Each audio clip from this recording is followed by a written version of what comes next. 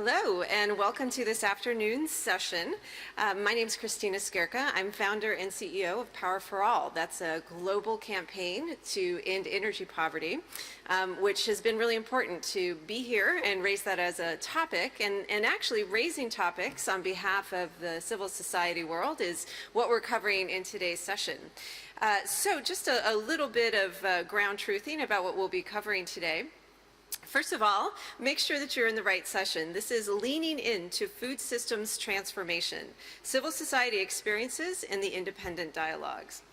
Secondly, we're going to start with 2 presentations, each 5 minutes, and then everyone on the panel, which will include a mix of people here virtually as well as in person, will have about 3 to 4 minutes focusing on the content. But let me first talk a little bit about the meaning of the People's Summit and why we're here today. Well, we tend to have good ideas as human beings, and one of the best ideas was actually thinking about a UN event as a People's Summit. So with that, I think it's been an incredible experience, I can say on my own behalf, to be a champion of the UN Food Systems Summit and facilitate some of these independent dialogues. So member states are already very well represented, obviously, in any UN event. But what's great about this summit and distinctive is that it's literally 50-50. So about half of all the participants are from the UN system itself, member states, and the rest is made up of people like myself and people on this panel today. The concept, of course, being that there's a lot of important, great ideas that come out of our experiences and things that otherwise might have been forgotten. So in this point, the main process has really been to hold a series of independent dialogues. So these are organized by all of us champions, and they've taken all sorts of different forms all over the world. Sometimes that's been small group sessions, other times it's been virtual events with 800 people, or in-person events in some countries as well. And altogether, we must have had thousands of ideas to really crowdsource what's the best way forward to transform the food system. So without any further ado, we're going to hear first from 2 people talking about their own experiences here, and then we'll get into a panel discussion with a number of people around the world, and hopefully we'll have a few minutes at the end for some Q&A, but I will be keeping time, gentlemen. So without any further ado, could I ask Mr. Michael Quinn Patton from Blue Marble Evaluation to please take the floor? You have 5 minutes. Thank you. And as you've indicated, the independent dialogues epitomize the People's Summit. There have been, as of today, 796 independent dialogues registered involving over 25,000 participants. I'm with the Blue Marble Evaluation Network that's engaged in global systems transformation evaluations. And Blue Marble refers to the iconic image of the Earth without borders or boundaries taken from the last Apollo flight to the moon in 1972. Interestingly, Apollo was the Greek god of music, poetry, and prophecy, and at this pre-summit and the full summit to follow, we are engaged collectively in prophesizing the future of food and correspondingly the future of humanity. Our global Blue Marble Evaluation Network has been commissioned to synthesize the patterns and themes that emerge across the panorama of diverse independent dialogues. We just published our 2nd interim report 2 weeks ago to inform the deliberations at this summit. The report is posted on the Summit Dialogues portal. The independent dialogues don't typically generate specific solutions. Rather, the niche and contribution of the independent dialogues has emerged as providing guidance on how solutions should be identified and implemented. Cutting across the hundreds of independent dialogues, our coding and analysis team has identified 10 overarching themes to share today. The first is a strong commitment to transforming food systems to be more equitable and sustainable. The dialogues have, across the board, been transformation-focused. The second theme is the call for applying complex systems thinking systematically and uniformly. Other guiding themes include adapting solutions to diverse local contexts, valuing diversity and engaging inclusively, with a special commitment to amplifying the voices of women, indigenous people, smallholder farmers, and youth. Shifting perspectives and changing mindsets toward genuine food systems transformation. Innovation, but being diligent and thoughtful to integrate what is already working into innovations. Facilitating conflict resolution and negotiating trade-offs. And mobilizing and engaging multi-stakeholder processes to support working collaboratively across sectors and responsibilities, including civil society actors. And finally, being transparent and open in all that goes on. I doubt that any of these themes surprise you. They are themes that have resonated throughout this pre-summit. The language of transformation, systems thinking, recognizing complexity, aiming for sustainability and equity permeate the dialogues, as have those themes been dominant in this pre-summit.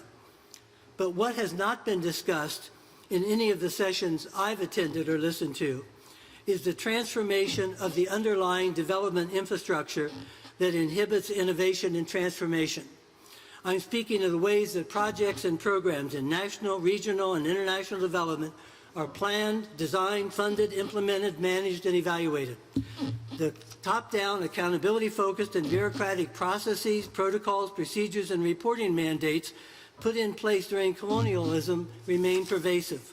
Planning, management, evaluation processes have been brought into the public sector from industrial manufacturing methods. The culture of military-style command and control approaches dominate what is called strategic thinking. These inhibit innovation and constrain civil society initiatives to change systems and are a core part of the underlying bureaucratic and change-resistant infrastructure that holds existing food, fossil fuel, and inequitable systems in place. You know what I'm talking about. Silver bullet solutions, simple linear logic models, mechanistically narrow focused theories of change, SMART goals, anachronistic and controlling results-based management criteria, outdated OECD DAC criteria, despite the recent window dressing update. I'm a professional evaluator and been engaged at full-time in evaluation for 50 years, writing textbooks and teaching evaluation around the world. And I can confirm and reconfirm what you already know and have experienced. The dominant planning and evaluation approaches are based on accountability mindsets, not systems transformation, based on complexity understandings, authentic learning, and ongoing adaptation. To incorporate system thinking into planning requires transforming planning. To design for sustainability requires transforming design processes. To engage inclusively, ensure diversity, and change systems to be genuinely equitable requires transforming power structures. To infuse complexity understandings into management requires transforming management training and practices. To evaluate transformation requires transforming evaluators. 15 seconds. There are evaluators who are engaged in these processes, but far too few. The independent dialogues often a vision of transformed food systems. Realizing that vision will require transforming the power structures and bureaucratic processes that hold existing systems in place. These are the messages I hear in the independent dialogues. Thank you so much, Michael, for those remarks. We are still waiting for our other presenter, so I think we'll just go ahead and jump into our panel discussions. So first is actually a virtual participant. Well, she's a real participant, but she's just not here in person with us. Ms. Imelda Bakudo, if you could please introduce yourself briefly, the organization you're with, and you'll have about 3 minutes. Hi, good evening from Bali, Indonesia, and I hope you can hear me well. I do wish I'm in Rome eating a gelato after this conference, but not so. I would like to share the lessons and experiences we're having from the ASEAN Climate Resilience Network. My name is Imelda Bakudo. I'm the convener of the ASEAN Climate Resilience Network.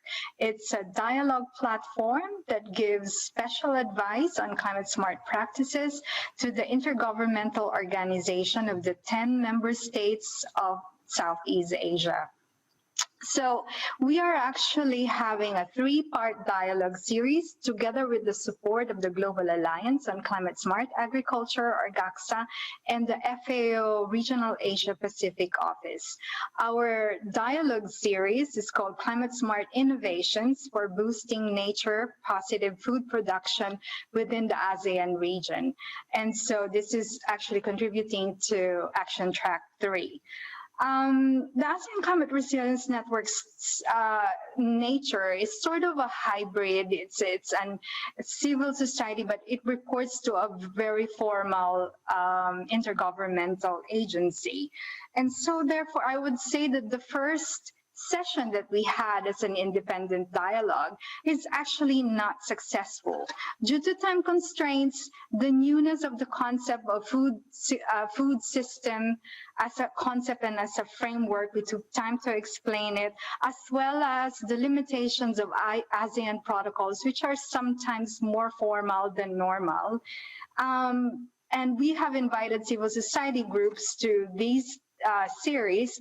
It actually, I say it's not successful because we actually met some complaints from civil society organizations who attended our session, saying that we were not having enough dialogue and discussions within our own dialogue. So this eventually led to extracurricular dialogue outside of our events. And the takeaway message I get from further discussions with civil society organizations was that we should really, it might be far from perfect. There are some limitations surrounding the dialogue platform, but then any sort of dialogue should be seen as an opportunity to improve, to create communication, to talk to one another.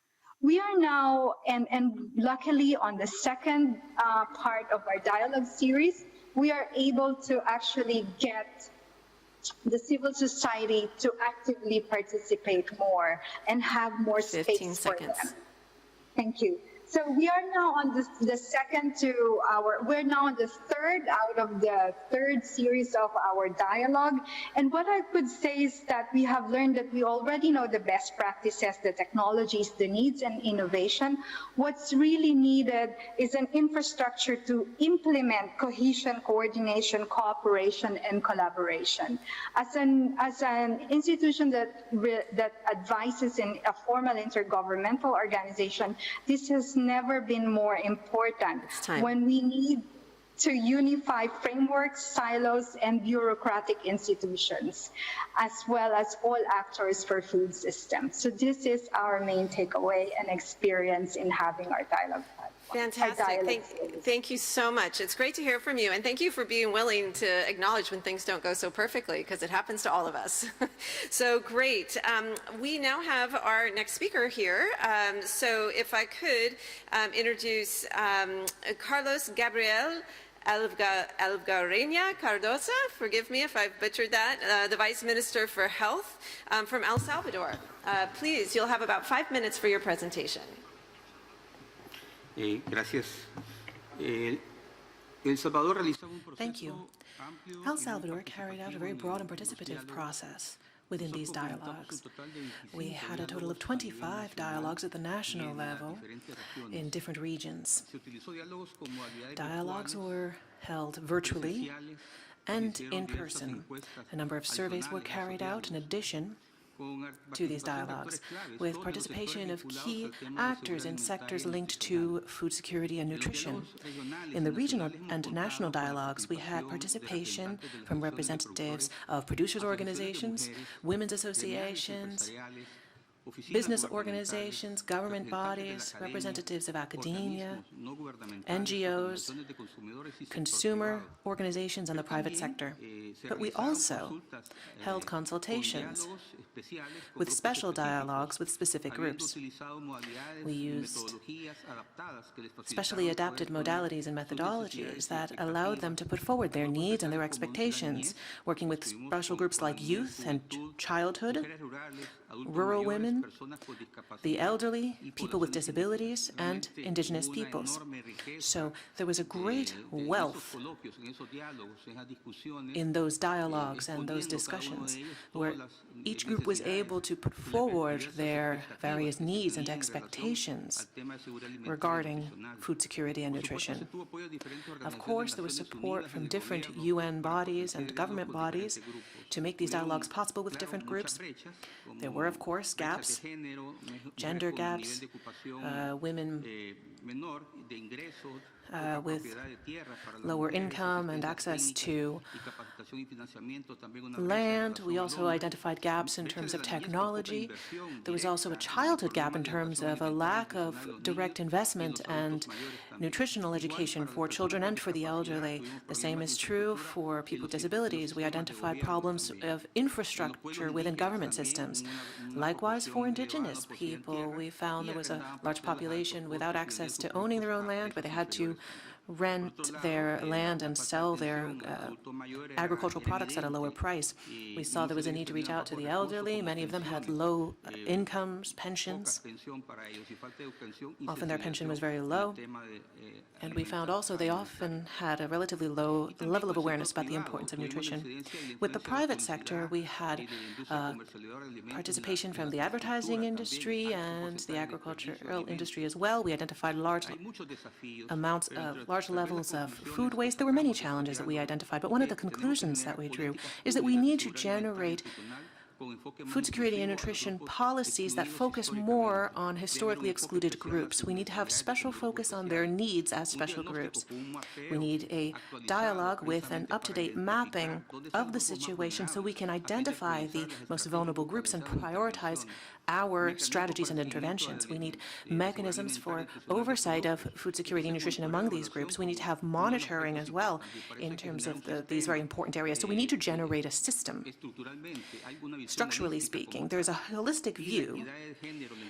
We also need to ensure that we include gender, respect to the environment, respect for food cultures. That will be necessary to be included in the food policy. So these are some general aspects that we identified within all these dialogues. But the real wealth of these dialogues that we saw with all of these different dialogues at the national level, it was really extraordinary. Finally, we had a political dialogue where the different sectors committed to responding to all of these strategies. There's an intersectoral coordinating body that precisely follows up and monitors these challenges. Thank you.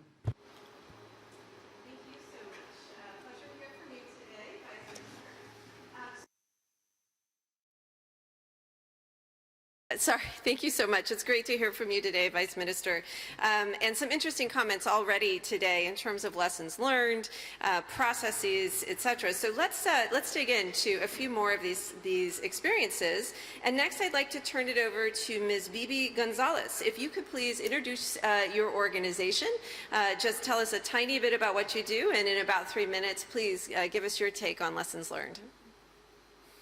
Thank you so much. Hi from Guatemala. I'm so happy to be following our neighbor from El Salvador. My name is Bibi Gonzalez. I'm the founder and director of Eat Better Waic, or in Spanish, Come Mejor Waic, which Waic in Maya Quiche language means to eat a healthy and nutritious meal. And we did an independent dialogue end of May called Improving Our Food by Turning the Tortilla Around and Us Too. So in Spanish, it would be Mejorando nuestra comida al darle vuelta la tortilla y a nosotros también. And so basically what we took is the main concept of a people's summit. We wanted food to be something approachable and related to people that don't necessarily work in food or topics on food security, but that need food in order to live. So actually it's everyone. So we try to make this as inclusive as possible. And with that, we had 10 different focus areas where there were facilitators, experts on those topics, and also to be more personalized way in order to get more people into these food systems transformation. And not just so high level, but everyone can be part of these change making. So I'm just going to name a few of the sessions that we had. So we focused on nutrition and education, health and consumption, social gastronomy, communication and advertisement, agriculture and environment, gender, youth and migration, legislation and public-private cooperation, trade and entrepreneurship, culture and identity, and technology for the future of food. So in this way, everyone could be represented. And going into those breakouts, we had a major convergence on the topic where nutrition and education need to be more attractive, as well as Dr. Agnes Kalibata mentioned yesterday. We also need to think in a systemic way. So we had 3 prompts. One was to discuss about the triple burden of malnutrition, and not just one, which is desnutrición crónica, which is stunting, that is dominating the conversation here in Guatemalan Actions. We need to be more wholesome. Second, we need to bring transparent collaboration, because there exists collaboration here in a very corrupt state and very corrupt government, where Jeffrey Sachs mentioned this yesterday as well. We need to be more transparent. And how can we bring the transparency and less impunity, especially what is happening now in Guatemala? And I'd love to see how from ministries, what they're saying here can actually take action in a country level. And third one is systems thinking. With that, 15 seconds. Thank you. And with that, we had 60% of the people who registered within that. We also found that we need to honor the identity of our Mayan grandfathers and grandmothers into the tradition in order to move forward. And women, of course, be the future leaders in these changes, and also acknowledging the disparities in economic inequalities to bring these food systems transformation to life. Thank you. Yes, thank you so much. Great to hear again about some creative approaches to the independent dialogues. Next, could we hear from Dr. Florence Nakawia, who is joining us today from Uganda virtually. Over to you. Thank you very much. I'm very pleased to be joining you today. I am from the Regional Universities Forum for Capacity Building in Agriculture. This is a network of 129 universities in Africa from 38 countries. And as RU Forum, which is we are commonly known as, we hosted several dialogues, and we took the perspective of from the regional perspective, from the institutional perspective, all the way up to the policymakers. We had a president's meeting on the 1st of July of this year to take forward our main thematic area, which is university policy dialogue in strengthening food systems in Africa and their resilience. And the focus that came out generally was, how do we harness the youth? How do we make agriculture attractive to the youth? And that cut across the different dialogues that were hosted. And it brought out the perspective that the youth are not only in education for education. They have the capacity to influence, beginning with themselves, but also the communities where they come from. They come from rural households, which households sell their property, they sell their assets to make them go to school. And then when they go back to the street. How do we make agriculture attractive so that the youth can be able to go back? How do we promote agribusiness? How do we promote labor productivity? How do we say, and the term that has been commonly used, how do we make agriculture cool? Some of the aspects that came up is, how do we promote digitization and digital technologies in agriculture, beyond the technologies, the research technologies in breeding and in breeds and changing practices? How do we promote how the youth can go back into the agriculture system to make the food systems more productive? And this, we noted, required several participants. We needed universities to work with communities to act as demonstrations and examples of promoting food systems and how they can be appropriate for promoting employment for the youth, further noting that in Africa, the youth are the majority and they shun the agriculture, but go into education and then come out with no jobs. So if we work together, partner with the policymakers, partner with the communities where they come from, and partner with the youth themselves and work out mechanisms of promoting how they engage and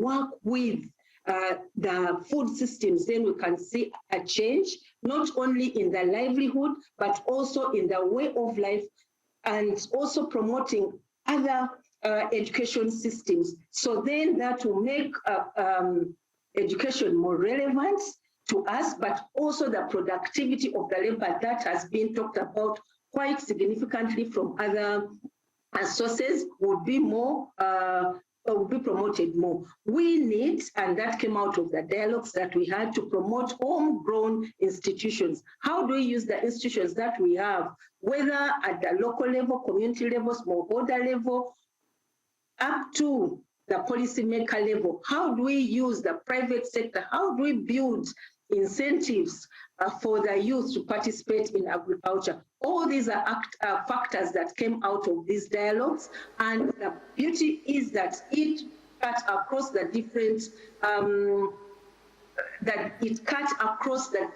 sectors and levels of engagement. At the university level, they acknowledge that we need to change the systems that will promote food systems from curriculum and from engagement with community, but also we looked at factors like how does the public sector, government, even at the highest level, the President Summit committed to improving systems and working with universities so that we bridge the divide that has been existing between the policymakers and the education systems and the communities. So this means coming down on a table to discuss things that will make food systems resilient in the African situation. Thank you very much. That is what we have here. Yes, thank you, Dr. Florence. I think what you're saying is really interesting too. Youth have been a big topic here, as well as the high-level dialogue on energy. And it's a point very well taken. And in fact, energy in many ways suffers from a very similar problem as the agricultural sector is being cool enough for young people to want to be part of it. But in fact, the advent of renewables have really changed that. And I think the great news is for countries like Uganda, where 60% of the population is essentially in the agricultural sector, are great places to bring energy and agriculture together and attract some of that young talent. Next, we have Mrs. Barbara Stinson, the president of the World Food Prize Foundation, who will also be joining us virtually. So over to you, Barbara. Let's hear about your experience. Greetings. Thank you so much. I'm so pleased to be joining virtually all of you in Rome and around the world. I'm Barbara Stinson, president of the World Food Prize Foundation. And I'm so glad to be following on Florence because I'm also going to speak to youth engagement. So the World Food Prize Foundation offers an award every year to a scientist who's excelled in an amazing way. And part of our programs are to encourage and educate youth in the world of agriculture and global food security. So we conduct youth programs every year, engaging literally hundreds, if not 1,000 youth, primarily from the United States, but also from Europe and Central and South America, dialing in also from Asia in cases. And we had the opportunity to ask them difficult and deep questions about what needs, and this year we asked, what needs to be transformed in our food systems. So this is an unprecedented year for global food transformation. Food systems are going to shift in new directions as a result of everything going on this year. Worldwide, we are seeing dialogues, emerging action processes that are going to one day be looked back on as undoubtedly changing the entire trajectory of the way that we feed the world. The World Food Prize Foundation conducts a dialogue every year in October, and so we will participate in a way in an after-action dialogue, conducting our meeting here in Des Moines, Iowa, where I'm calling in from, conducting a meeting that will engage the world in what are the after-action requirements coming out of all of the UN Food Systems Summit and the dialogues that have taken place all year. So we're really excited about that, but in the run-up to this pre-summit, we actually took all of our youth institutes, which engage high school students on global food security challenges and in meaningful ways where they write papers and develop their thinking and test it out with mentors in discussions and dialogues themselves. We transitioned all of those to be independent dialogues. So we actually contributed about 25 independent dialogues of, again, hundreds, if not over 1,000 youth in this discussion. And the messages that we got were so very clear. Youth and engaging in these discussions are calling for more equitable access to safe, affordable, nutritious food systems for everyone. This is such a tall order, and every one of those elements is crucial. And these young people are focused on all of it happening. Their call to action is for everyone to steer in an entirely new direction. Clearly, the next generation is counting on the adults in this room and the youth around the world to act now, to act boldly, and to transform the required traditional planning that we all go through, to transform it in just the way that Michael Quinn Patton called for. So it's been my pleasure to engage these youth. Our staff here have found them to be inspiring, committed, really all the elements that Michael Quinn Patton outlined. And so we really appreciate being able to contribute really hundreds of pages of material resulting from these discussions, and the actions that are being called for are in alignment with everything all the speakers are saying. And we look forward to continuing our youth development programs, our youth interaction on these issues, and being able to look back to 2021 as the year in which the food system's trajectory entirely shifted. Thank you. Thank you. Those are excellent comments. And for those who aren't so familiar, Des Moines is actually in the middle of the United States, and definitely a very important place in the world in terms of production of food. So that's wonderful that those sorts of activities are going on there. And yeah, one more vote for youth as a key topic. And I am amazed at the idea that somebody held 25 dialogues. That is really impressive. So well done. Next, on to Professor Lindui Sibanda. Forgive me if I've messed up your name. If you don't mind introducing yourself and your organization and telling us in about 3 to 4 minutes a little bit of your experience. Thank you and good day. I'm speaking with you from the University of Pretoria. My Vice Chancellor, Professor Coupe at the University of Pretoria, is a food systems champion. He argues that everybody has a stake in the business of food, and therefore food systems research should touch all departments, all faculties at our university, just like it touches all 17 Sustainable Development Goals. Based on that vision, in March this year, he convened an all-African Vice Chancellors Food Systems Dialogue. This was registered under the UN Food Systems Independent Dialogues, and it attracted 1,170 participants, 247 institutions, 10% of whom were vice chancellors, 15% were senior directors, and 77% were lecturers, professors, and advisors. The challenge on the table for the dialogue was, how do we solve Africa's broken food systems, and what recommendations do university vice chancellors have? The 5 challenges that were highlighted included lack of visibility, where food systems are tucked away in the faculties of agriculture, no other faculties engage or deal with the issues. Poor governance, funding is inadequate, and poor training. And then one thing that was clear was that there was need to transition. In terms of solutions, the key recommendation was African universities should use the 2030 Sustainable Development Goals as a springboard for all-inclusive research approaches. We need to take a systems approach in our research. We need to change from exclusively focusing on reducing hunger to embracing the challenge of malnutrition and climate change and addressing the challenges that have emanated from that. We need to focus on globally applicable food solutions, yet understanding our own African context, which needs diverse solutions. Research was highlighted as key. In the closing remarks, our Vice-Chancellor, Professor Kupe, made the following commitment. Number one, he committed to championing transdisciplinary food systems research and taking the message from the 54 Vice-Chancellors to the UN Food Systems Summit. He also committed to establishing a dedicated professorial chair at the Future Africa campus to address transdisciplinary research issues on sustainable food systems.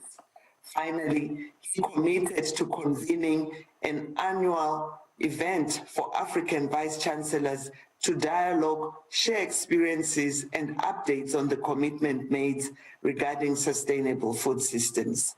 We are looking forward to taking this forward as an annual event and feeding globally, not just to our African university partners, but to our global partners. I thank you. Thank you so much, and I'm impressed. I thought our independent dialogue was a pretty good turnout for Power for All with 800, but you knocked it out of the park. So thank you for that report from Pretoria, and I love the idea of doing an annual dialogue to keep this energy alive. So next, let's hear from Sok Silo, who is Secretary General for the Council for Agricultural and Rural Development from Cambodia, who is joining us virtually. Over to you. Thank you. Good evening from Cambodia, Excellency, ladies and gentlemen. I wish to present a different perspective as the national convener for Food System Dialogue in Cambodia. We recognize our national dialogue in a very intention to include participation from all walks of life, including the civil society organization, in the attempt to have a more inclusive process. We cannot comment on the engagement of the civil society in the independent dialogue, but we can provide you with some outcome of our approach to engage with the civil society via the SUN CSA for the national dialogue. Our so-called core team for the facilitation of our 26 plus national dialogue include representatives from the SUN network in Cambodia, both national and in subnational level. We make sure of this right from the beginning. We conduct a specific event to engage the civil society, youth, and school-age children with the stakeholder at the community level. Some of these were face-to-face events where a small group could come together. We also have experience in contributing to the independent dialogue with farmers and farmer organizations conducted by NGO, and we have no problem in doing so. Of course, civil society play an important role in contributing to the national nutrition agenda to reach our shared goal of ending hunger and all forms of malnutrition, especially through food systems transformation. Youth engagement has emerged as a game changer in our food system dialogue, partly due to the involvement and voice of advocacy from the SUN CSA. Civil society organizations are the key to bring the link community with local authority, which are critical to implementation of the sustainable food system. We do recognize that there was a flaw for participation in the dialogue, given that it was not possible to meet at the local level or in a large gathering, except via online platform. Even for those of us who was experienced in using computer or mobile technology, this was a steep learning curve, and there was a great challenge to readily engage widely with the people during the COVID-19 pandemic. We can do more going forward, and we encourage all civil society organizations from across the country to join forth and to work with other stakeholders in transforming sustainable food system.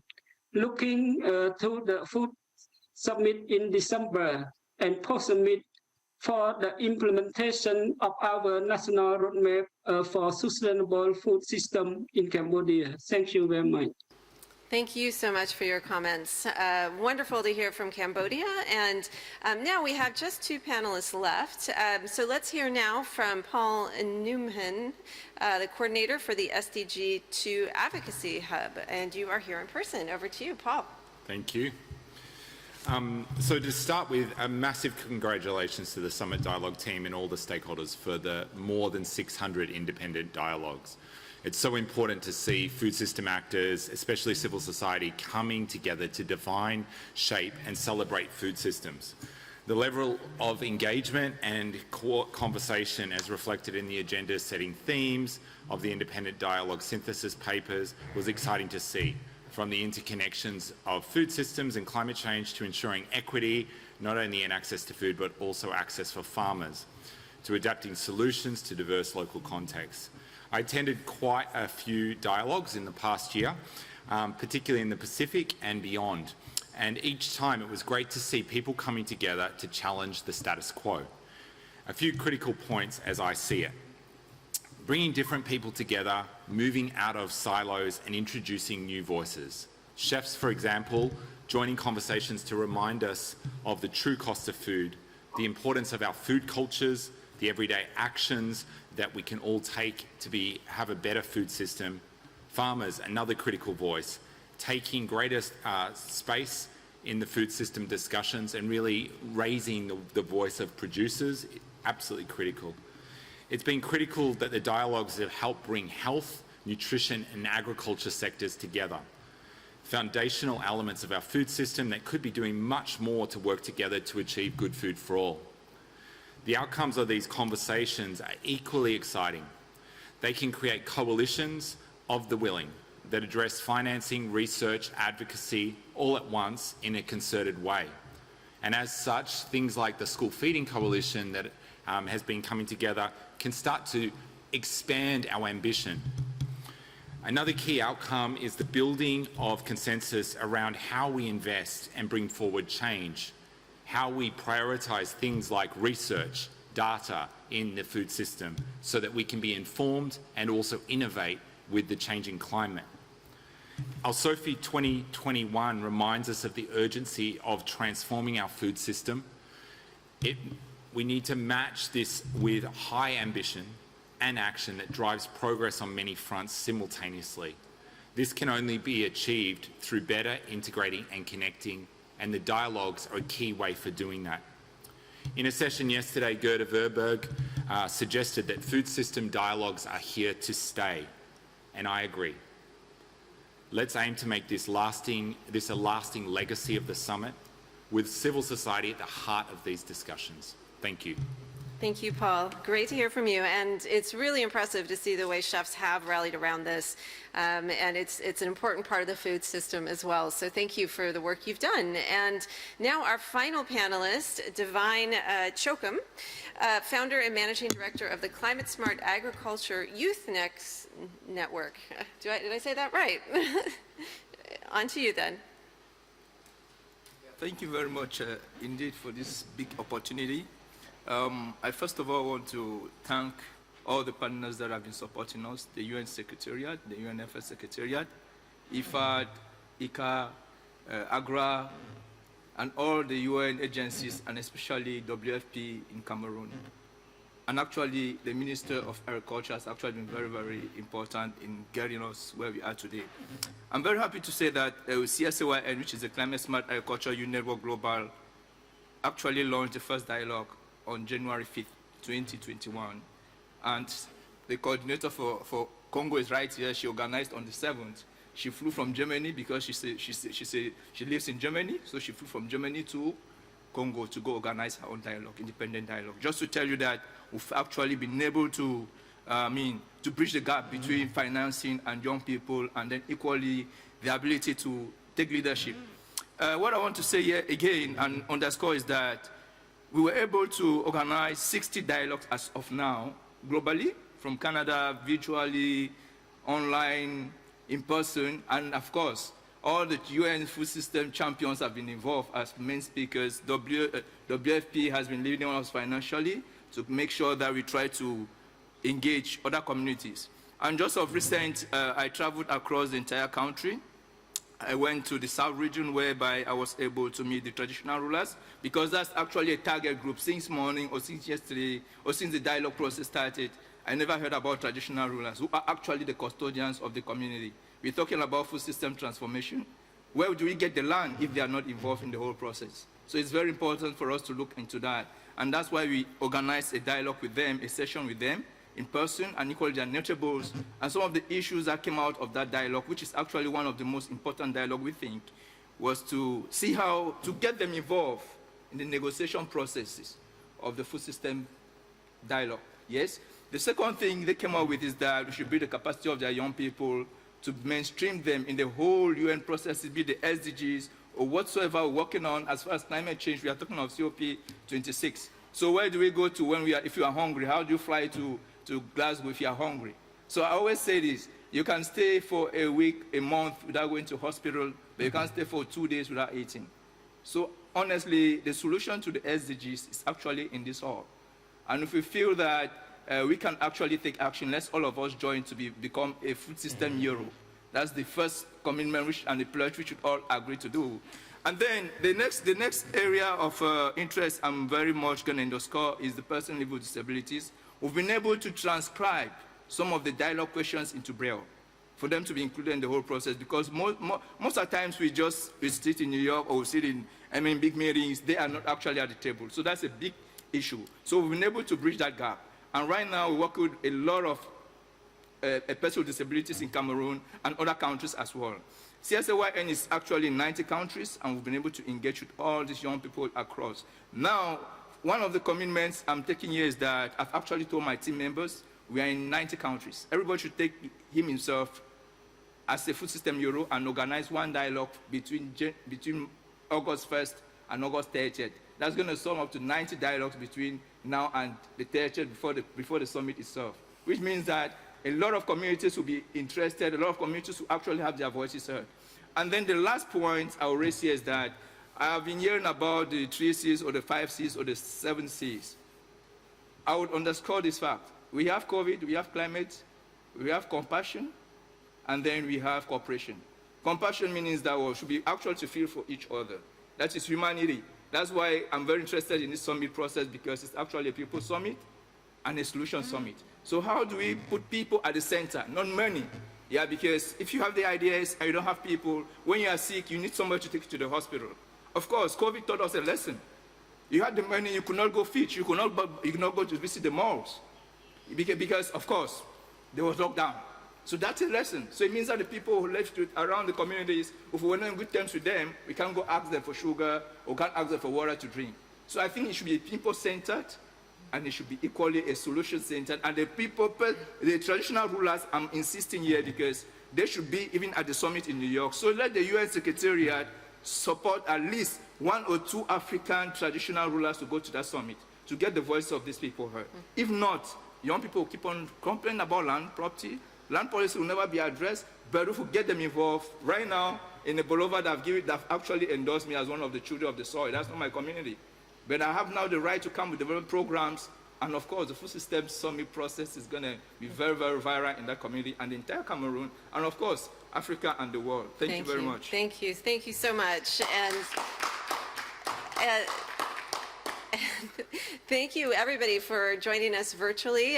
It's been a great 50 minutes. We're ending relatively on time, so congratulations to everybody on that front. But just in closing, you know, I think some key themes came out. Obviously, we heard a lot about youth, but especially as Divine was just mentioning, one of the things that's been so great about this process is the democratization of access to decision makers and to a UN system. And so much of what happens at the UN level is something that many people don't understand, but yet we're all affected by it. So I think this is a great example led by the special envoy to bring more people in.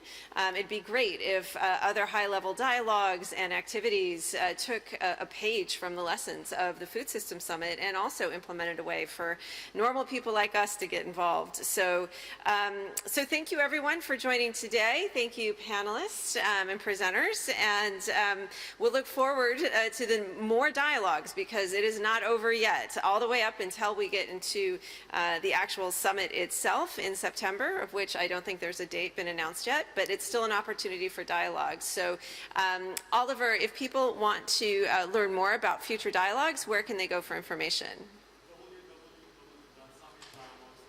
www.summitdialogues.com. So tune in, and we'd love to see more dialogues. Thanks, everybody.